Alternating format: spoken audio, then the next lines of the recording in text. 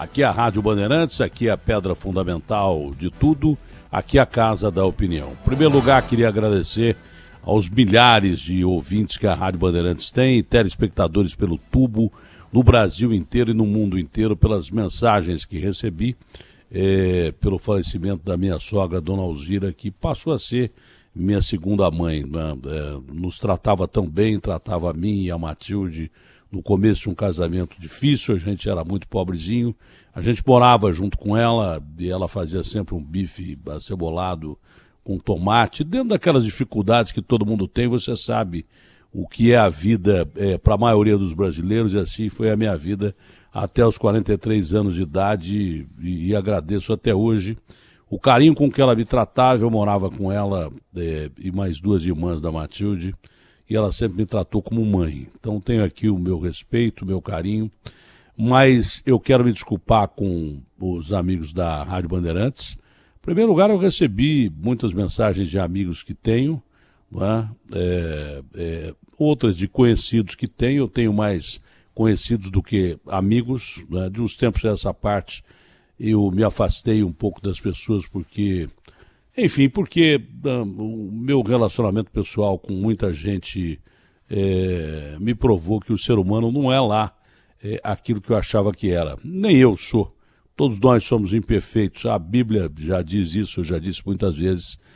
Quando você pensa que um cara é seu amigo, não é, e vice-versa, coisa parecida. Então, para não me decepcionar, eu prefiro não criar expectativas, e tenho poucos amigos, mas a eles que me ligaram, muito obrigado, e aos milhares de telespectadores e ouvintes da Rádio Bandeirantes, muito obrigado também por esse carinho impressionante, veio do Brasil inteiro, mas eu queria me desculpar mais uma vez com o Dr. Drauzio Varela, porque foi no começo da entrevista com o Drauzio que eu recebi a notícia de uma forma muito triste. Eu fico comentando aqui no sofá da minha casa e, de repente, a minha mulher saiu ali do escritóriozinho que ela tem, e quando eu olhei o rosto dela, que ela tinha acabado de perder a mãe, é uma imagem que eu jamais vou esquecer na minha vida. É uma dor terrível. E eu fiquei imaginando, então, durante o dia todo, a dor dessas milhares de famílias que todo dia vêm anunciadas os números frios aí de quantos morreram do coronavírus. Né? Porque quando alguém entra e dá, olha, morreram 1.230 pessoas no Brasil, ou morreram 2 pessoas em Portugal, ou morreram... Enfim, virou uma coisa tão rotineira a morte durante o coronavírus, não é? Que você não pensa na morte como morte definitivamente, pensa como números. E não é assim. A separação do corpo físico, do plano físico, de alguém que te deixa e vai para outro plano, é uma coisa terrível. Ela é natural, você nasce, você sabe que você vai morrer. Né? Não há nada mais lógico na vida do que isso, entre o nascer e o morrer. Mas quando há essa separação, e quando eu vi o rosto da minha mulher marcado por um desespero terrível, lembrou uma cena do filme do Poderoso Chefão, quando o Al Pacino perde a filha dele num tiroteio na escadaria de um teatro, né, e ele dá aquele grito sem voz, sabe? Que é uma cena marcante desse filme e desse grande ator, mas é um desespero tão grande. Lembrou aquele quadro do Munch lá sobre o grito e tal. Foi um momento de pânico mesmo, porque muitas vezes a maioria das vezes eu recebi notícias de falecimento de parentes meus, pai, mãe, durante transmissões esportivas, e eu continuei fazendo as transmissões, mesmo porque não adiantava parar, porque estava fora do país. Minha mãe morreu, eu estava fazendo a Copa do Mundo da França, não houve nem tempo de voltar para ver o enterro da minha querida mãe. Na verdade, eu nunca gostei muito de ir a velório, nunca gostei muito de ir a enterro, eu de preferência não iria nem no meu. Mas eu vi o que está representando a morte. Hoje em dia, ela ficou banalizada pelo fato de que milhares de pessoas estão morrendo ao redor do mundo. Mais de meio milhão de pessoas já se foi, né? 570 mil pessoas morreram até agora, E você noticia isso, parece que você está noticiando uma coisa normal, parece uma coisa matemática e tal. Não é. Não são números, são sentimentos que se perdem, são elos que são interrompidos. E o pior, morreu de Covid, não tem velório, e mesmo sendo de Covid o velório é curto. A separação da despedida, para muita gente, a cerimônia religiosa é fundamental, as pessoas gostam de velar os corpos, e com maior razão de quem viveu a vida inteira ao seu lado, e não pode nem fazer isso. Então, nós estamos vivendo novos tempos muito ruins, né? Esse novo normal é muito ruim, por isso que essa notícia da vacina americana vem muito bem num momento muito difícil da humanidade. Tomara que realmente dê certo a vacina americana, a vacina chinesa, a vacina inglesa, a vacina russa. Todos têm que abrir a sua frente, porque, é claro, os Estados Unidos vão usar a primeira vacina lá e são 330 milhões de americanos. É bom que a gente acelere a corrida para a vacina aqui, há bom caminho para isso. A gente já conversou com o Dimas, o governador Dória sempre está publicando que a vacina está indo muito bem. A vacina de Oxford, que está em projeto com a Fiocruz, também tem a mesma perspectiva lá no Rio de Janeiro. Há a probabilidade da gente descobrir em tempo recorde, mesmo porque a pesquisa contra essa classe de vírus, que é uma mutação do coronavírus, da gripe SARS, porque vem lá atrás da gripe aviária e outras gripes parecidas, pelo mesmo tipo de vírus, nos dá um tempo aí recorde e quase que milagroso para a imunização. Fora isso, a chamada imunização de rebanho, onde as pessoas são imunizadas pelo próprio ciclo do vírus, e o vírus vai se atenuando e ele vai desaparecendo, mas ele volta no ano que vem. Por isso que é importante ter uma vacina. E já há sinais de uma segunda onda na Europa.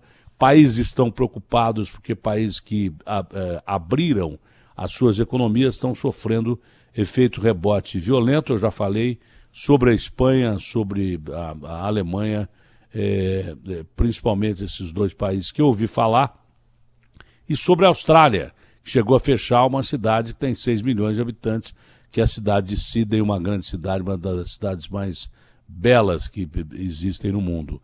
Enfim, a vacina é o grande remédio, porque não tem remédio para esse troço.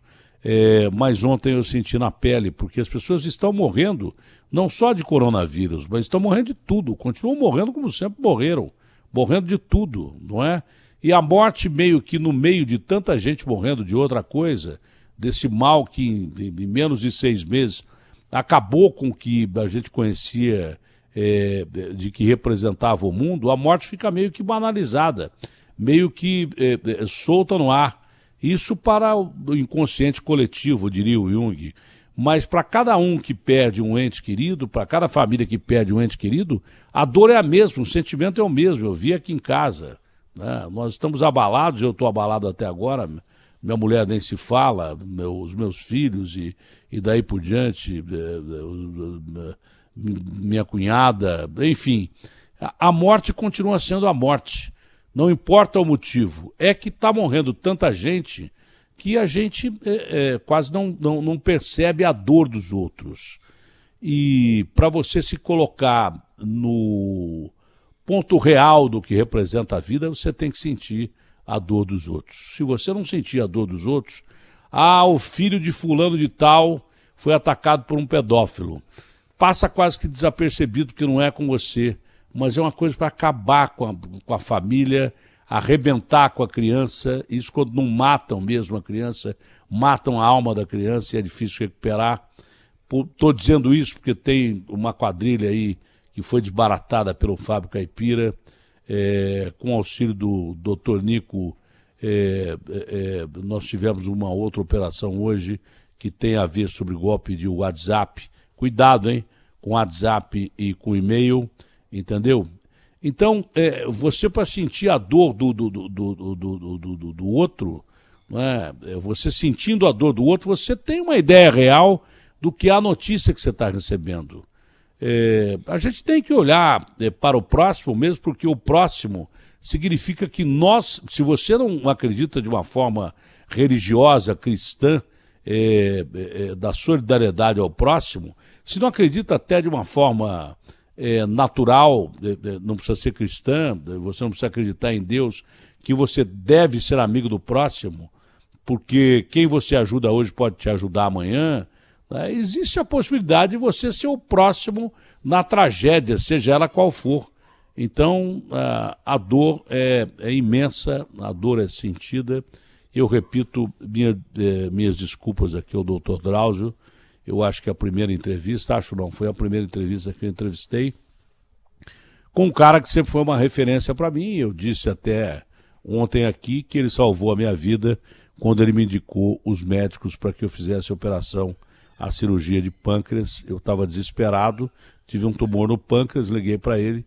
Ele me indicou os médicos que salvaram a minha vida. O doutor Marcel, o doutor Juquemura e a equipe clínica do Sírio-Libanês, a quem eu sou muito grato. Então, me desculpe ao Drauzio mais uma vez, mas eu não aguentei de ver, e não vou esquecer nunca mais a dor estampada no rosto da minha mulher aqui. Foi uma coisa assim, de cortar literalmente o coração. E aí eu percebi que números não são números apenas, são vidas que se vão. São vidas que se perdem. E o Brasil está perdendo gente pra caramba. Os americanos a mesma coisa. Ontem quase que chegaram a bater o recorde de anteontem, com mais de 67 mil casos anteontem, e ontem 54 mil ou coisa parecida. A epidemia não está controlada lá. Tomara que a vacina dê certo mesmo lá, e que dê aqui, que dê no mundo inteiro, e que a gente consiga, através da tecnologia, com a ajuda de Deus iluminando esses pesquisadores, que a gente consiga se ver logo fora desse fantasma que é o vírus. Outra coisa, essa é uma notícia muito ruim, né? Aquele Gedel pedindo pizza na casa dele, depois de ser pego roubando aí 51 milhões de reais, que era só a ponta do iceberg. Esse cara roubava há muito tempo, foi ministro, deve ter metido a mão pra caramba no dinheiro público.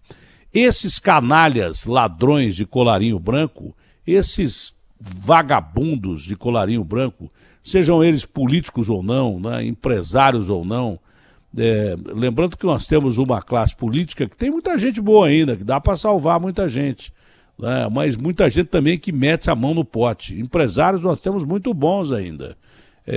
Tanto que nós somos a 10ª economia do mundo, e esses caras dão emprego e daí por diante, mas tem muito vigarista que cresceu em cima de roubar o povo. Essa é a grande realidade, tem muito canalha por aí.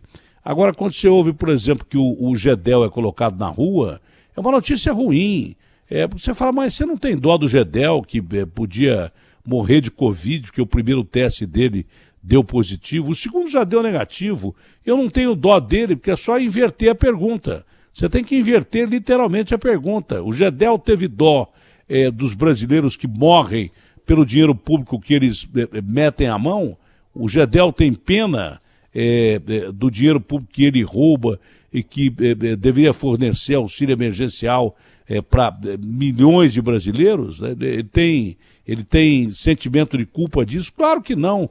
É mais um ladrão, um vigarista, um canalha que deveria estar na cadeia e ainda tirando um sarro na justiça brasileira e no povo brasileiro. O cara pede pizza na casa dele com aquele velho ditado de que no Brasil tudo termina em pizza, e a gente acaba quase que desconfiando que isso é verdade, pelos exemplos de que no Brasil o crime parece compensar mesmo. São os assuntos do Qual é a Sua, que o Ricardo, bom dia Ricardo, vai dar para você aí no WhatsApp, começar a participar logo cedo. Fala Ricardão, tudo bem contigo? Tudo certo, Datena, bom dia. Qual é o zap? 999-04-8756. Então qual é a sua? Aí no Qual é a Sua também, parabéns ao Flamengo, nós temos uma audiência, graças a Deus, em nível nacional, temos uma audiência que o Brasil inteiro acompanha, em nível mundial, tem muita gente que acompanha a Rádio Bandeirantes, que é líder nesse segmento do horário no YouTube, então nós chegamos no mundo inteiro, né? E o Flamengo conseguiu mais uma vez um título, e mais do que isso, foi um marco para a história da televisão brasileira, que o Sistema Brasileiro de Televisão fez essa partida com exclusividade e teve índices de audiência fantásticos, né? Há muito tempo o SBT não conseguia. Eu fico muito feliz que a Band também está querendo retomar as transmissões esportivas. Eu acho que isso aí não deve ser privilégio de ninguém. Eu acho que as transmissões esportivas têm que ser divididas mesmo. Os vários canais têm que passar, como é a lei geral do mundo inteiro. O SBT conseguiu ontem um feito excepcional, que foi bater o Jornal Nacional, bater a novela da Globo e coisa parecida. Então tá de parabéns também a televisão do Silvio Santos e a intenção da nossa emissora de televisão voltar a transmitir partidas de futebol, que seria muito bom para o mercado, para as pessoas desempregadas aí, que perderam seus empregos em televisão por causa de uma concentração de apenas transmissões exclusivas da Rede Globo. Eu não acho isso correto, acho que tem que ser dividido, tem que ser para todo mundo, e que prova, não é, na contramão da história, que ainda o futebol tem o seu espaço muito mais do que reservado para o público brasileiro.